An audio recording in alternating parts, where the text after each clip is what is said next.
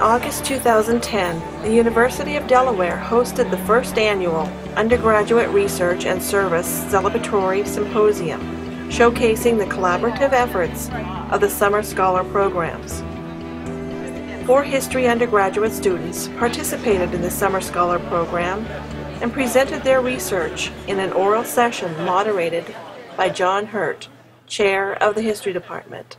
Vivian Corbett, who is a senior, majoring in history and English with a minor in classics, a formidable program.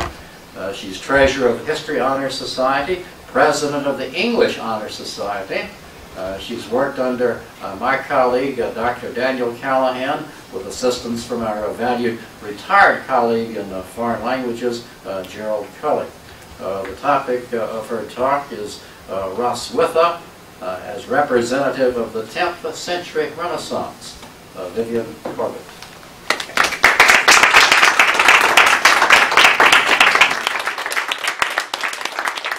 Our second student speaker is Mr. Michael Dickinson. He's a senior majoring in history, a McNair Scholar, working under the direction of Professor Peter Colchin, who is here today.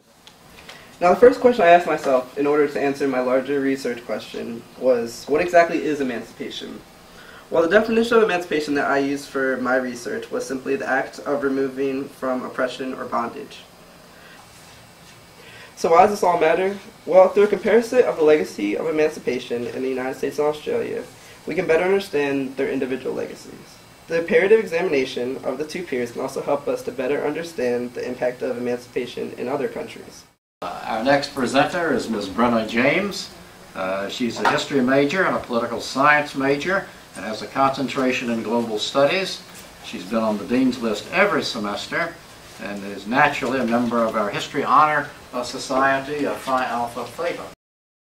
These authors and historians tend to focus their attentions on the relationship between the Church and the Second Spanish Republic mainly, as well as Spanish history, in understanding why exactly over 6,800 priests were murdered in the first 6 months of the Spanish Civil War.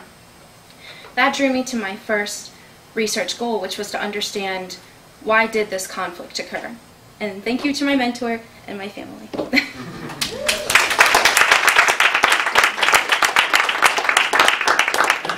Finally, I'd like to introduce Ms. Colleen Thurley. She's a senior majoring in history with a good deal of work in German. She's a humanities scholar working under the direction of Professor James Brophy. In the fall, I'll continue my research by again looking at the Daily Herald, forebears, and parliamentary minutes.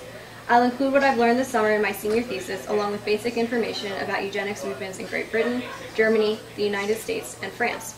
Finally, I hope to further investigate the beginnings of the eugenics movements in the 19th century. And I would like to thank my advisor, Dr. Brophy, who could not be here today, but who has been so helpful during the course of the summer.